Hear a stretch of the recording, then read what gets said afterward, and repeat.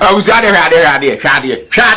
are we doing with the re-registration? We're not doing a re-registration. We're doing a SIM registration. Okay. You see, you re-register something that was previously registered. But we registered at L. No. You didn't do any registration. You didn't do any registration.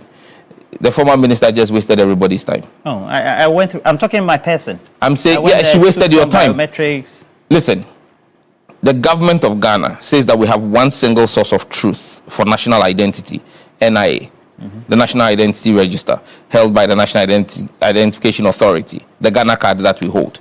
That's a single source of truth.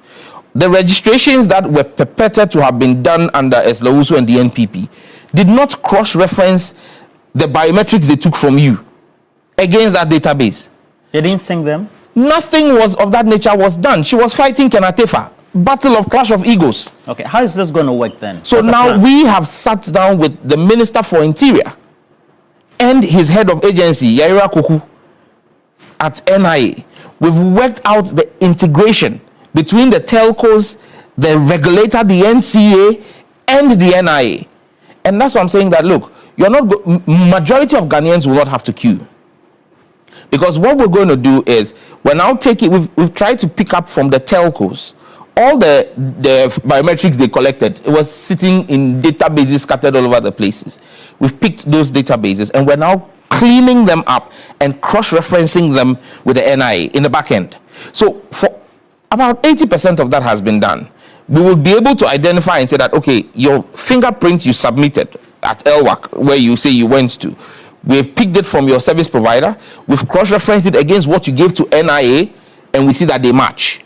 So then it means that since there's a match, there's no problem with yours. We'll send you a prompt to authenticate that that number is yours, and we'll register it for you. For those that there is no match, the same way you book an appointment for passport services or visa services, you will book an appointment at your service provider and go. So you won't have a crowd of people lining up and queuing up there for 3 days and end. No, you have an appointment, you go, your details are taken, and it is done. What's the rationale for digitalization? Why do we need to? You need to deal with fraud.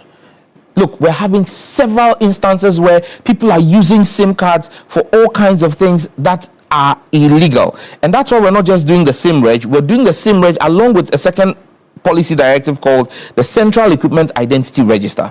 So now when you register your SIM, your phone is also going to be registered.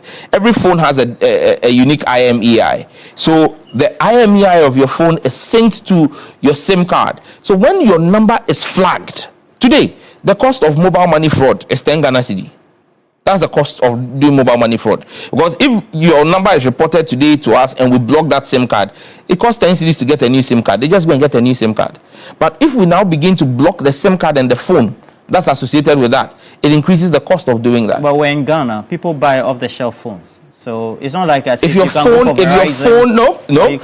phone's IMEI is not on, if you bring it into the country and it is not registered on our system, it will not. You sure that's going to work? It works everywhere. Why do you need a special purpose vehicle for that? What special purpose vehicle? You said there's going to be an entity that's going to do that. We're doing that at the regulator. All of this is going to sit with the regulator. Okay. The regulator has service providers who are providing the service, but it's owned by the regulator. Okay. That's the difference between us and the previous administration. The previous administration gave it to private companies to do it. No. Whatever anybody does, it's for the regulator. The NCA owns the data and holds the data. At their behest. They will absolutely. The NCA is contracted. They will manage the entire system. Just about a month or 2-3 ago, there was all this concern about the is it amendment to the cybersecurity law? There's a bill, etc. What's the whole intent? Okay, so when I took over the ministry, I realized that some of the legislation. All I knew was that they said you will not allow me to do TikTok videos. That's not true.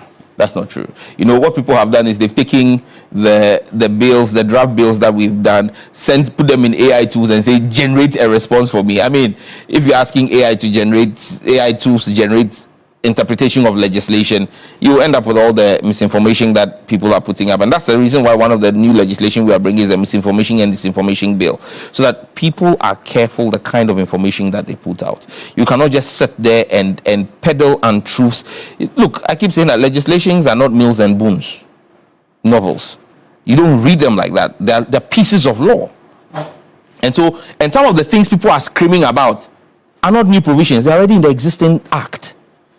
We are strengthening the act. And look, we are being transparent. We've done a zero draft. It's never happened before in Ghana. Quote me anywhere.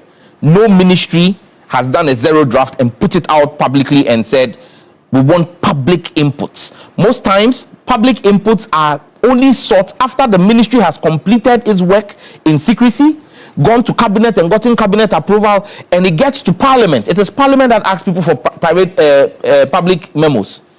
This is the first time a ministry is opening itself up and saying, because we have nothing to hide, because we want public input. So my point is simple. If you think there's a provision in the legislation that zero drafts, submit your input. This weekend, in fact, starting from tomorrow, the ministry with all the law firms that are working on the 15 pieces of legislation, we're working on 15 pieces of legislation, it's not one, 15 new pieces of legislation. All the law firms, all the technocrats from the 15 agencies and the ministry itself are all going to be in a residential meeting for 3 days to take into consideration all the inputs that have been made. We've received over 300 inputs across all the legislation. We're going to consider all of them, insert those that add and strengthen our legislation, and then publish the new drafts as well.